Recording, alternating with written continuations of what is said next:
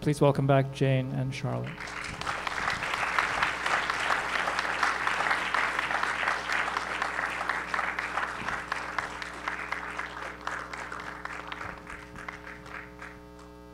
Welcome back.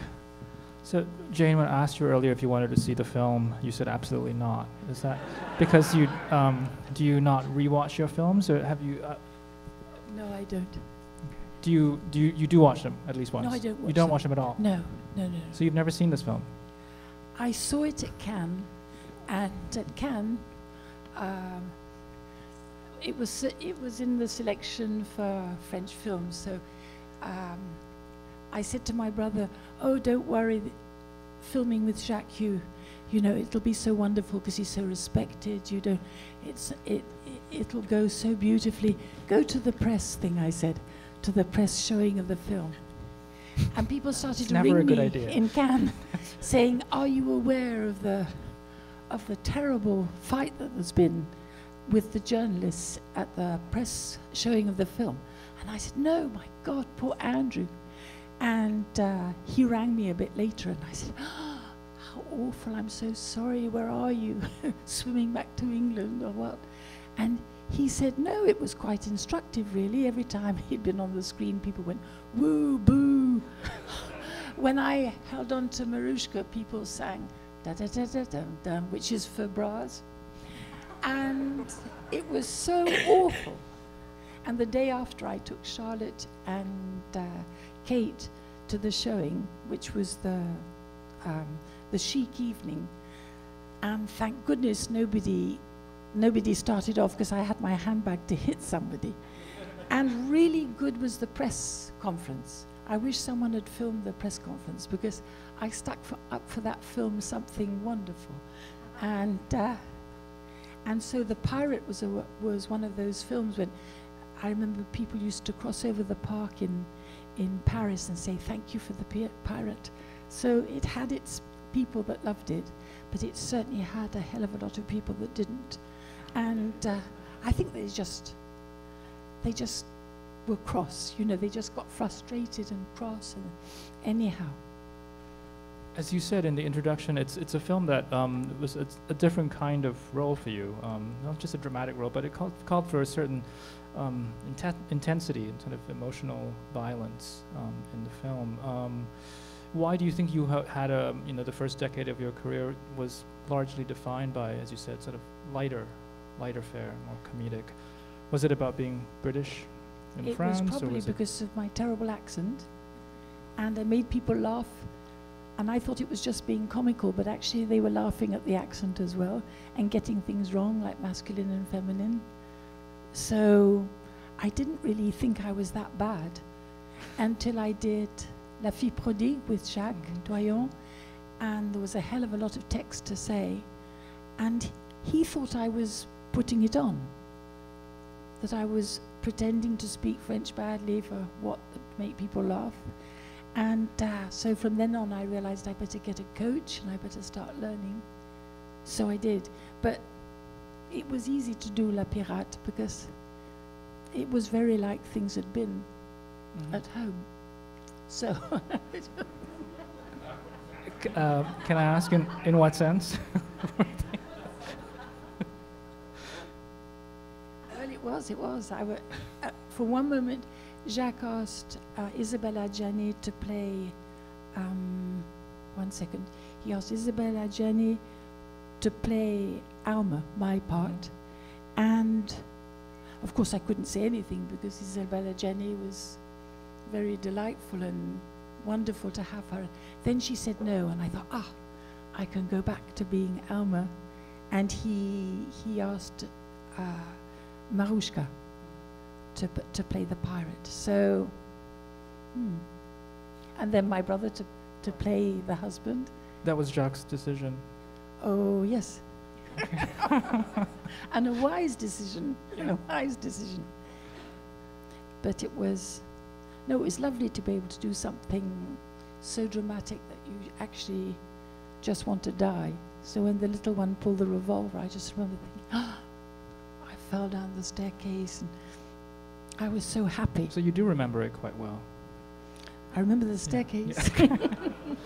No, it's something that people don't understand, because I think there's many, many, many actors that don't watch their own movies. And perhaps I'm worse, because I always thought that somehow things were perhaps not too bad. And then I sort of let myself watch it on the television late at night. And it's always a disappointment. And I'm a disappointment to myself. And the accent and the voice up high, you can turn down the volume, but it's depressing. Charlotte, what kind of relationship do you have with your work? Do you watch Watching your films? myself, it makes me uncomfortable, but I'm always curious. But the same, I'm disappointed. Because I always think I'm going to be so good. And no, I'm not. I can see all the mistakes, all the little things that I've missed. But it doesn't bother me anymore to not be happy. I'm fine with not liking it, because it's sort of c'est un moteur. It's an engine. It's a good engine. What do you remember of The Pirate? 1984 was actually the year of your film debut. You were in your first film was from 1984 as well. Do you remember much about this film? Were you around when it was being made? Yes, I remember, because that's exactly. You told me that when Laure Marsac was playing and was cast to do the film, that I was very, very jealous. And that I looked at her, and I remember that. I looked at her with a very eager and jealous, jealous gaze. And so maybe I was hoping that I'd be able to do something. And it happened very soon. Did you spend a lot of your childhood on film sets with your parents? You did take us everywhere, but you... So yes, I do remember cruise, makeup places, and then just being able to watch her, to watch you, in a very privileged space, you know, just close to the camera. At that time there were no monitors or anything, so you could just be hidden somewhere and watch her act in front of. It was a very being a very privileged spectator. Jane, so you said this was a relatively easy role for you, an easy film. I'm wondering if what you make of one word that I seems to always come up in descriptions of both of you, of your work. I actually think we used it in our materials, is fearless. And I'm wondering what kind of relationship you have with fear as when it comes to your work. Is there ever fear involved? Is that something that has to be overcome? And is it something that's, you know, interesting to engage with as a performer? Well, I've always thought that the greatest fear would be to disappoint the person who had believed you could do something, the director. And if he believes in you, it's like jumping. If he believes that you can jump higher than most people, then you're ready to jump and even break your leg, but certainly to be fearless, certainly to dare, not to ever be somebody who'd suddenly do it a little way but not fill it completely. If they've given you their trust that you could do it. So people being disappointed in me is the thing that I find the most painful. No, I don't like being scared. I find it very painful, but I like the adrenaline. I'm a nervous person, so I'm always nervous, I'm always anxious, and that's how I like to work. So, but not fear, I don't. I've done very few comedies, but that it was such a relief to be able to be, comment on dit décontracté, to be relaxed and suddenly just be happy and have fun. It can happen. I wanted to maybe work into the conversation a little bit. The next film that we're going to see, which is Antichrist, which also had a very interesting screening at Cannes. I assume you remember. And this, of course, was marked the start of your relationship with Lars, which has continued through 2 more films. Can you talk a little bit about your working relationship with Lars? It was very. It happened like an accident because I wasn't supposed to do the film. I remember I told you that I went to Copenhagen to meet him, and didn't really expect that he didn't seem very involved, and so I thought he didn't like me that much. And he called me back 2 days later saying, I want you to do it. So everything was a surprise. But then in that film, I didn't have a name. The character's name, she was named she, and the man was he. And everything was anonymous. I didn't know if he knew anything about me, if he knew who my parents were, if he knew films I had done. I was taken as I was, picked up, put in Germany in that horrible hotel where but it was I loved shooting that film. It was so extreme, everything was, but I was completely isolated and not, with no background, no history, which was very interesting. Jane, what was your reaction to the film, Antichrist? Oh, I wasn't surprised. I wasn't surprised. I told you everything. Because I was doing a film with sweet Jacques Rivette, who just died, and Charlotte and I used to do emails to each other, to each other, and I used to say that I was sitting around waiting for a bit of material, because Rivette never gives you a script in advance. He just gave you page by page before you started shooting.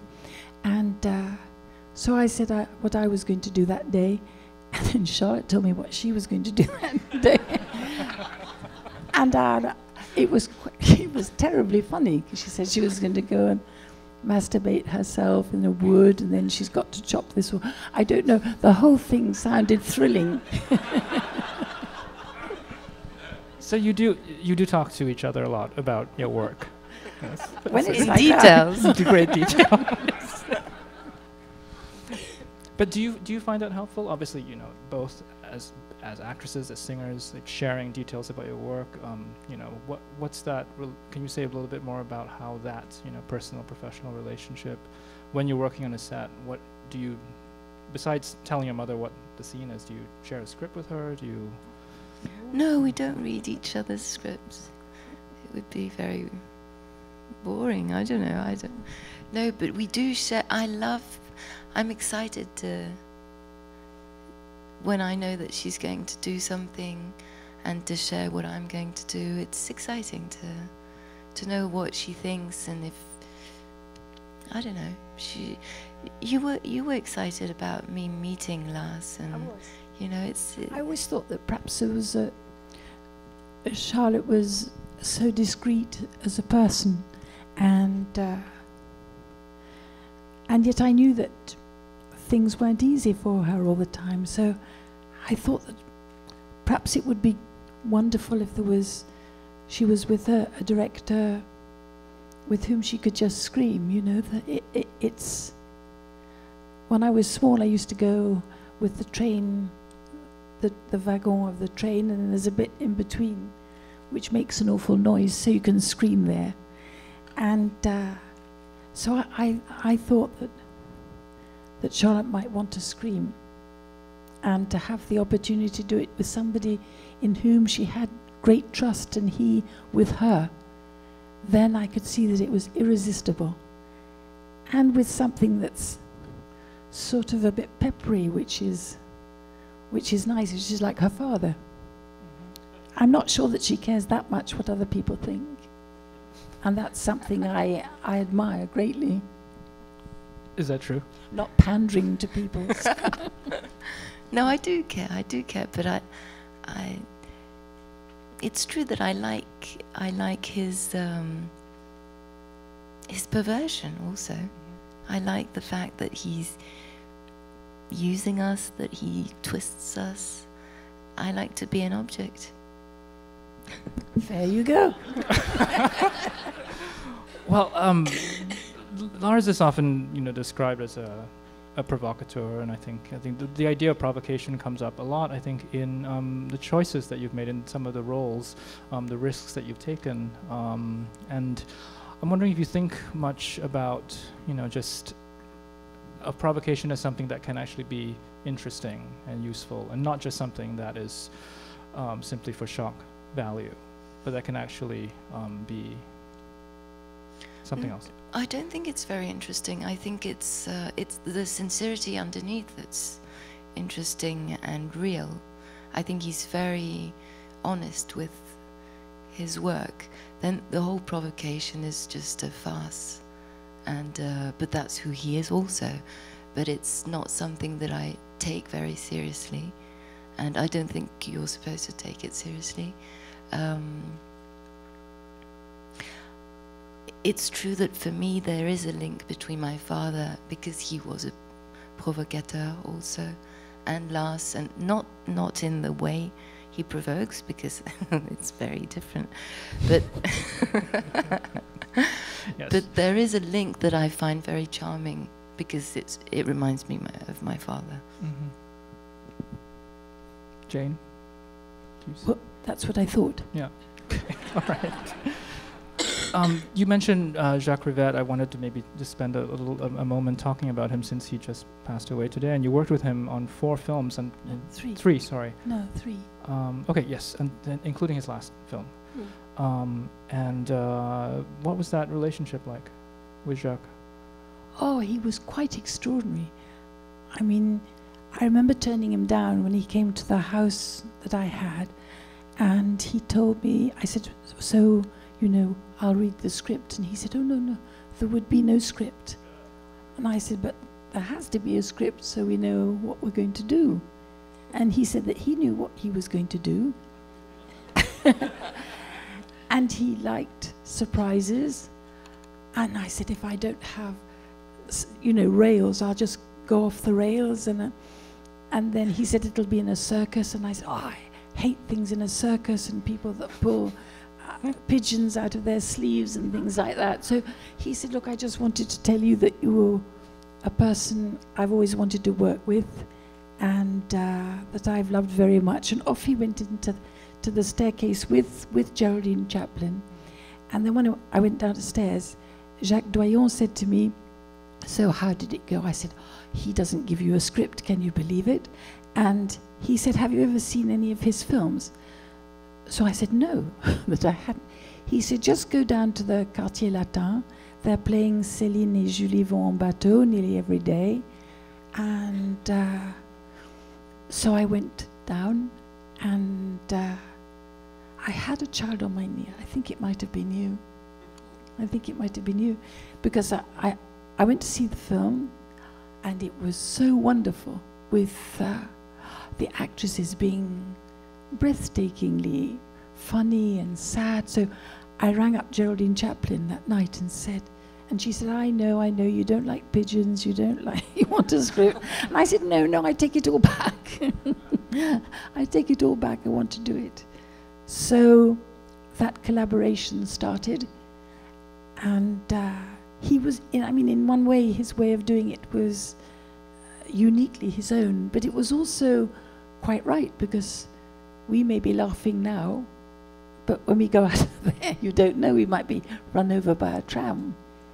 If you know you're going to get run over by a tram, then you're already sort of making glances and looking at people as if it's your last look at the world. But in fact, you never know. So getting the script at the last minute like that, you suddenly see what's going to happen to you. It's a bit worrying for the text to have to learn it so last minute. But I told a journalist yesterday that actually I found with Rivette on the last film, I did learn a bit. He gave it in advance, and it was in a cemetery, so I learnt it really well.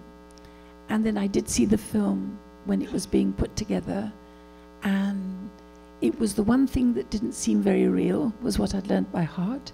And on all the rest of the film, it was much better, because there were hesitations and perhaps where I was trying to think, gosh, what do I say next? But it came out as sort of thinking deeply or something. So he just, and he knew why he had asked you. So the privilege really of being asked a second time is already quite extraordinary. But on a third time, I was just so happy that he wanted me again. And so I think I'm so pleased. I saw the cover of Libération that was going to be his, and he's with his two actresses and with that wonderful smile he had. And I know nothing about him. I don't know. I've never been to his flat. I don't think anyone's ever been to his flat. I wondered whether he had a Frigidaire. Maybe not. I heard that there were tunnels of newspapers, and he sort of walked around like that. I always saw him on his way to the cinema. I mean, often. But he didn't seem to eat. I used to keep bananas for him so he just wouldn't faint. But he was somebody who seemed to have no use for anything that wasn't actually filming. And that was where he just knew how to direct you so beautifully. I think on the last film I'd come into the circus, because there was another circus, and went into the circus, and he told me, well, I saw where they'd got a piece of Scotch tape where you had to actually sit down for the shot, and so I crossed over and sat down. And Rivette, although he was already ill, he said he thought it would be more interesting that I didn't go straight to sit there, and that I tried another place just before, the way you do if you're in a dentist waiting room. You don't go straight, you sort of look around. And anyhow, he was absolutely right. And so he knew what to say with his actresses. I was very lucky. Very, very lucky. We'll be showing Je t'aime moi non plus tomorrow. You'll be back for that. Charlotte, you won't be here tomorrow, but I thought maybe I could take this opportunity to ask you what you make of that film. Do you remember the first time you saw it? I remember I waited until I was 18. And I got a cassette, a VHS. I saw it in my little room in your house. And I loved it. I saw it on a little TV like this. And I thought it was so beautiful.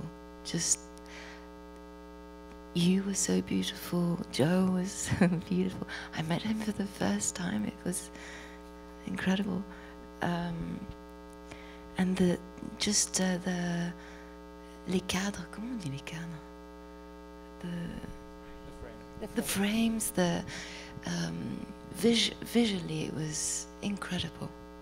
And so I was able to call my father and say how under the shock I was, and he died very soon after. So I was able to tell him that, how proud I was. And I know how lucky I can be to have both my parents, you know, in one project. There's the music, of course, but this film is just the embodiment of their story. For me, that's the story I'm telling myself. What was he like on set? What was he like as a director? He was absolutely wonderful, because he made every person feel that they were quite the very best person at that particular job. I remember Henri Chenu, who did the travelling, And Serge used to lie down and see how the travelling was, and he said, this is the gentleman of the travelling. I don't know many directors that show off their technicians as being the very best in their trade. They were ready to do anything for Serge.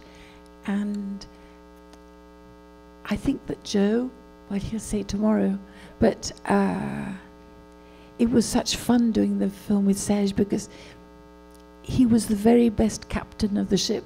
He was absolutely in his element. He loved everybody so much. Everybody wanted to make it the very best film. That sounds so sentimental, but it rained for, I think, the first couple of days. We didn't know what to do with ourselves. We saw Serge looking so miserable. And so he used to play the piano for us so that we wouldn't get too bored. And we just prayed that it was going to be sunny. And it was. All right, I think I'm going to take some questions from the audience. Okay, I'll just do the first one first. I'll repeat the questions. Do you draw inspiration from other art forms? Well, you both work in multiple art forms, actually. I wish I could say yes, yes. I mean, I love a beautiful thing. So, I don't know what to say. No, the only time it was an inspiration was maybe for Lars's film again, because he was inspired by The Scream of Edward Munch, and so that was, of course, an inspiration. And then music.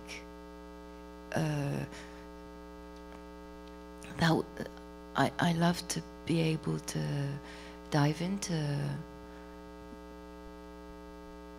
sort of a special playlist for a film but it's not. Yes, it's helpful. Yeah, sure. The second question was about theater.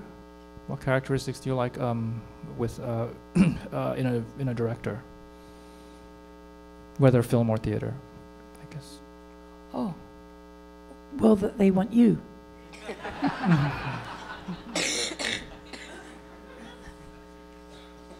Really?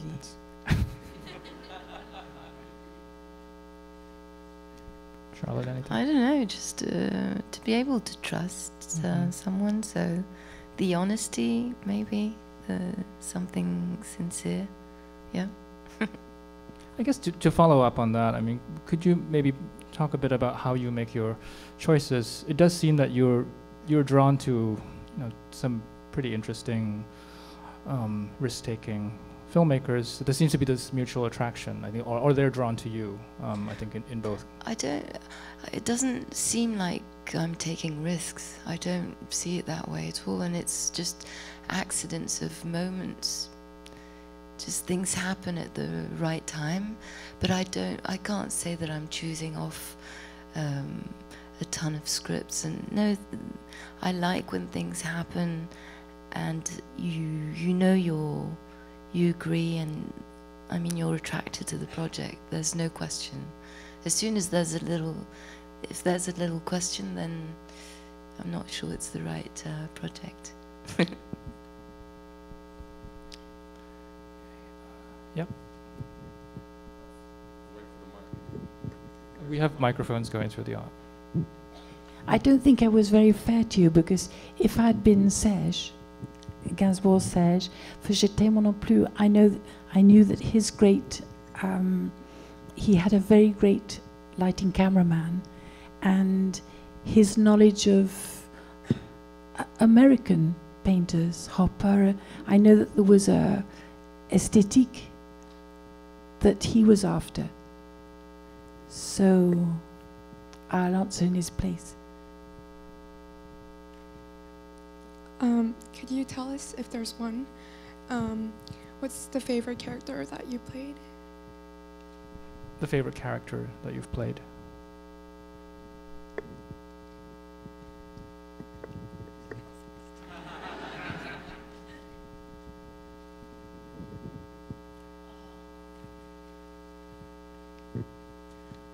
I really don't know. Maybe there's just being sentimental when I think of L'Effronté, because it was L'Effronté, maybe it's called The Impudent Girl, or we're calling it L'Effronté.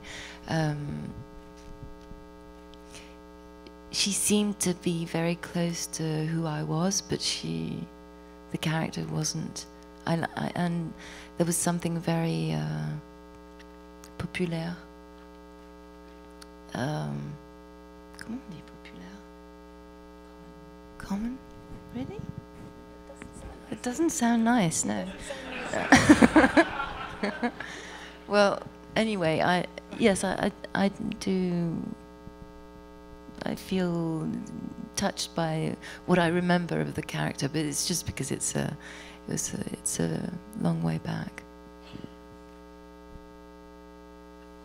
I wanted to give myself time, but in fact, I was listening. I've forgotten. I don't know.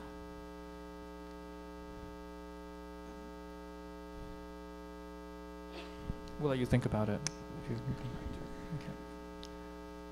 Okay. Yes?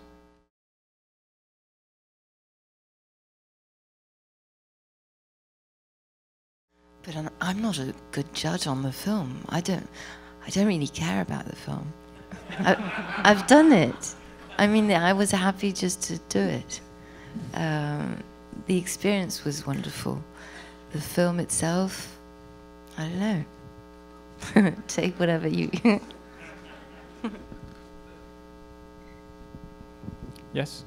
The question is for Jane. Do you prefer acting or singing?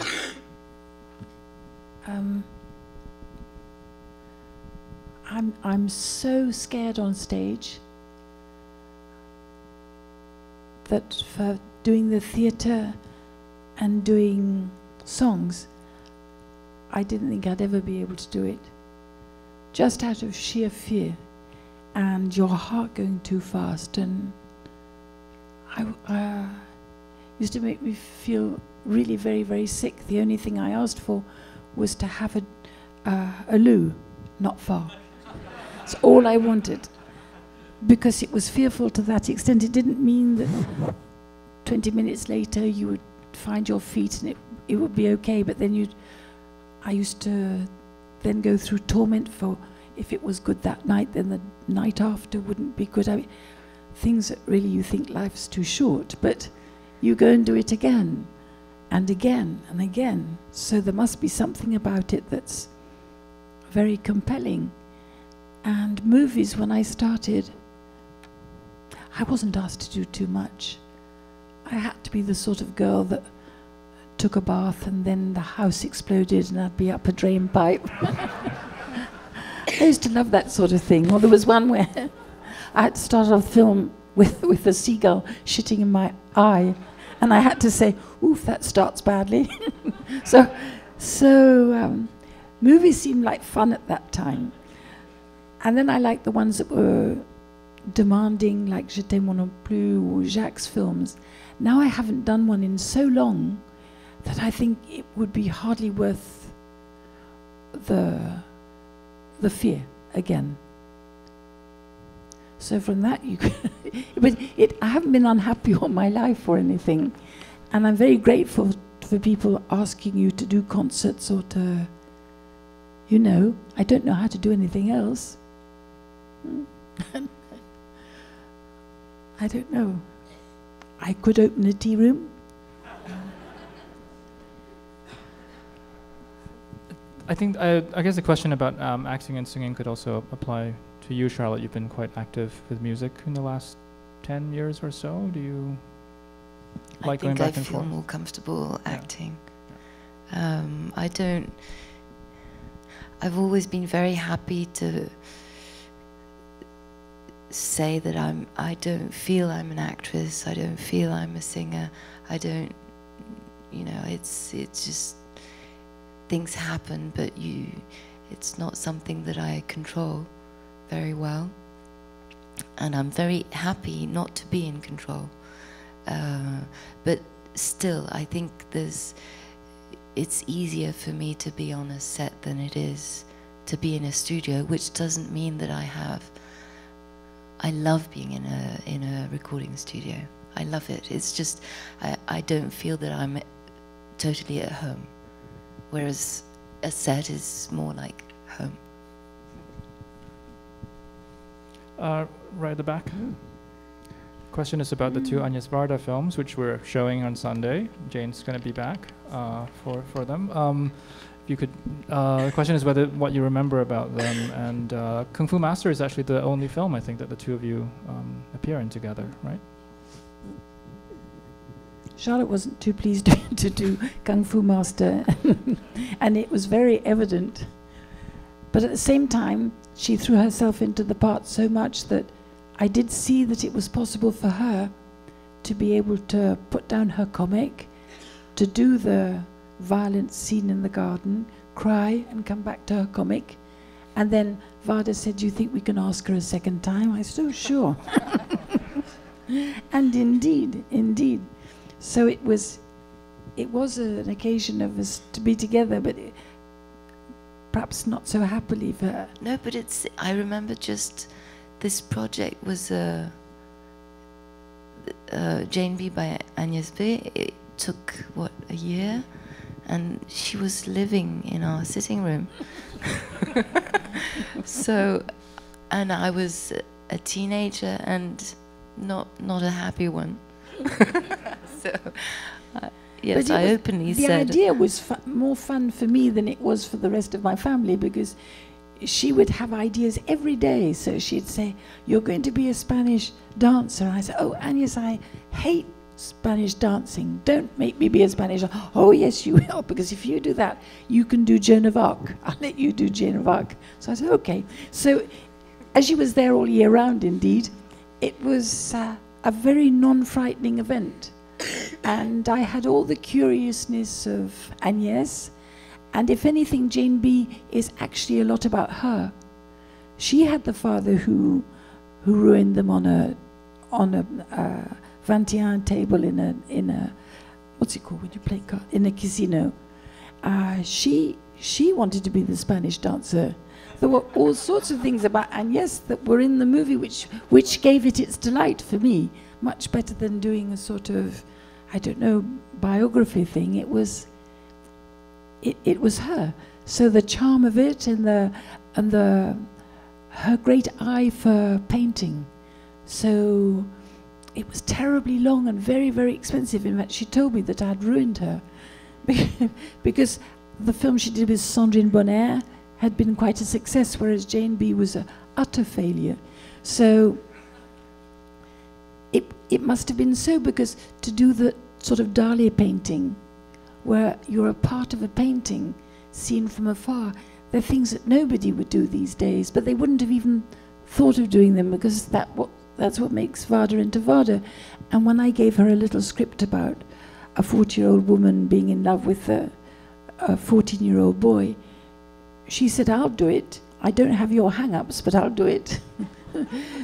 Because she said, "The film's about you." So it was supposed to be a little sort of 20-minute film, but in the end there were 2 films after being together for a year. So I do have a great fondness, but I do of Varda as well. And was it her idea to cast her son? It was my idea. Yes. She used to keep sending people to the boys, to the Bataclan, where I was singing as a sort of casting thing. And she kept on saying, "But has he lost his voice or has he not lost his voice?" I said, "I don't know." Anyhow, a boy spoke with his voice broken, and I said, "That for sure is not what I want, because I don't want the first steps of a man. I want the last steps of a child." So she said, "Okay, if you keep Mathieu, I want Charlotte." Question is about another film that Serge directed, Charlotte Forever. Whether Charlotte can talk a little bit about that. I felt very uncomfortable at the time, very, very uncomfortable. I was, the thing is, I was able to do films, and it was like a separate family from my own. And so to suddenly have to do a film with my own father and not to be protected the way I was with a film crew that didn't know me and my family. So suddenly it was all together. And my father was quite a show-off and very charming, of course, when I think about it today. But at the time, I was 15 and I was angry, and I didn't like the way he was with other people when he drank, and so I was always so annoyed and ashamed and embarrassed. And today I think about it and I love everything about it and every memory I've had, and all the uneasiness, and I'm so happy that he asked me to do this, and that the music that went with it, everything was, I don't think I saw the film. I might have seen it when he just did it, but I never saw it again. So it's just in my head is what I remember of just of him. So that's today it's very, very precious.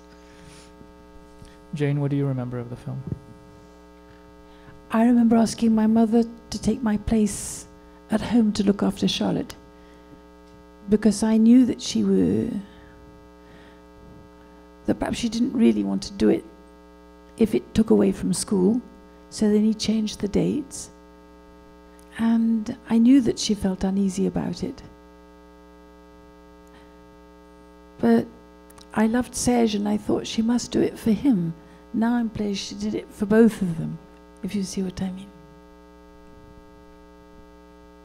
Yes.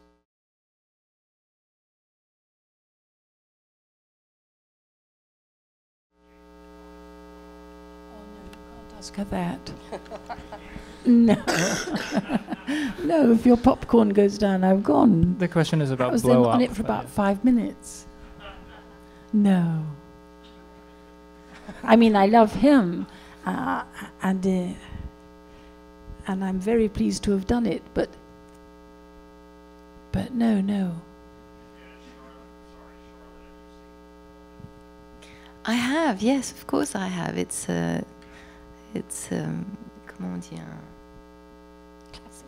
Oui, mais non, plus qu'un classique. Un quoi? Yes. Yes.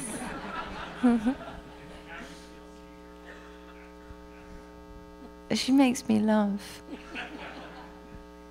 She does, but I have more references with La Piscine, where you see her more.